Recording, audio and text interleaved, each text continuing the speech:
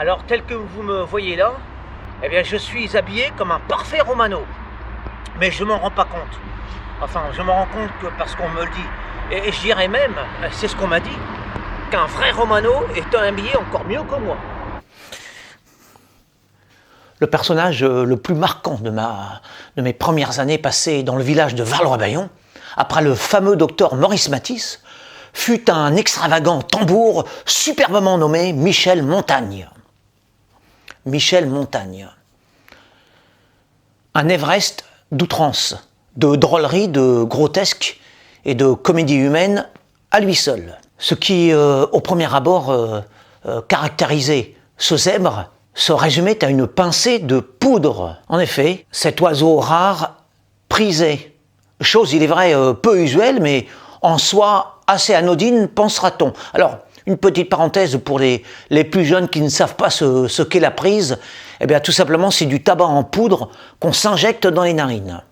Alors sauf que sa façon de porter le tabac à son appendice était si étonnante, si répugnante et si comique à la fois que chacune de ces inhalations était un véritable spectacle. Bon, certes répétitif, mais dont nul ne se lassait. Le voir se bourrer les orifices de l'olfaction avec sa mauvaise herbe était un enchantement pour petits et grands, entre franc amusement et délicieux écœurement.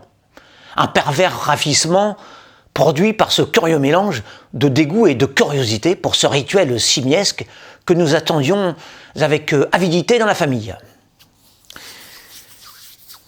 Il plaçait d'abord sa pointe de gris sur son pouce, puis dans un geste précis et fulgurant, accompagné d'une profonde inspiration, il le projetait en direction d'une première narine.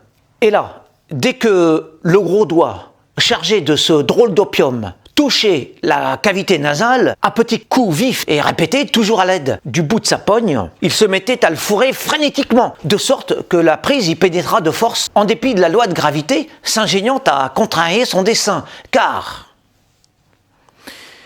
durant cette méticuleuse et foudroyante opération, la noire cocaïne avait une fâcheuse tendance à retomber. Et aussitôt la dose tabagique logée dans l'organe, il répétait l'immonde cérémonial afin de combler le saumon nasaux. Bref, le fait de renifler sa panacée 7 à 8 fois par heure s'accompagnait systématiquement de la chute d'une partie de ces particules malodorantes sur sa veste. Si bien qu'en permanence, il arborait un paletot maculé d'une accumulation de nicotine ayant chute son museau depuis des semaines, voire des mois. Cette innommable langue brune et odoriférante, barrant verticalement son habit du dimanche, alors partant du col et s'amenuisant vers le nombril, était indissociable de cet arlequin à la personnalité des plus singulières. Mythomane sans talent mais hautement comique, nous faisions semblant de croire aux plus saugrenues de ses sornettes, aux plus savantes de ses fables, au plus improbable de ses inventions. Et cela l'agréait au plus haut point. Il jubilait avec une grande expansion, sans dissimuler le moins du monde son immense satisfaction de se croire cru, avec force rire et frottement de mains. Il se voulait charmeur, flatteur, spirituel. Il n'était que clownesque, mais à un niveau très élevé.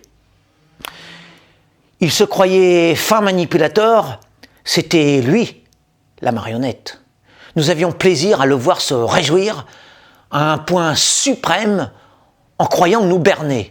C'était à la fois cruel et aimable, odieux et puéril, plein de cynisme et de bienveillance, alors aussi bien de son côté que du nôtre. Il avait des prétentions professionnelles hors de ses capacités intellectuelles, nous inventait un sort princier, un passé héroïque auprès des plus illustres acteurs de l'histoire contemporaine, mais aussi une femme de pouvoir, une progéniture nombreuse, sortie de brillantes écoles, un château à entretenir, des fréquentations dans les hautes sphères sociales, alors qu'il n'était qu'un pauvre hère, plus précisément un pensionnaire de l'hospice de la commune. En prêtant une oreille charitable et malicieuse, mais sans lui montrer, eh bien, nous lui rendions service à travers l'attention que nous, les Isara accordions à ce phénomène, il pouvait donner corps à ces folies de grandeur. Nous étions tout à son écoute, divertis par ces histoires rocambolesques, ponctuées par ces rituelles projections d'aromates brunâtres dans le nez. Et lui était heureux de se savoir pris au sérieux dans toute la maisonnée du médecin du bourg. Devenu vieux, le volatile s'est définitivement envolé. Et en cette contrée sans retour ultime et mystérieuse où notre homme est parti, ces rêves terrestres si souvent racontés sous le toit familial se sont peut-être réalisés sous je ne sais quelle forme subtile et extraordinaire. Je ne vous oublierai jamais, sacré Michel Montaigne. Vous qui avez semé ces délectables graines d'ortie blanches dans ma claire enfance.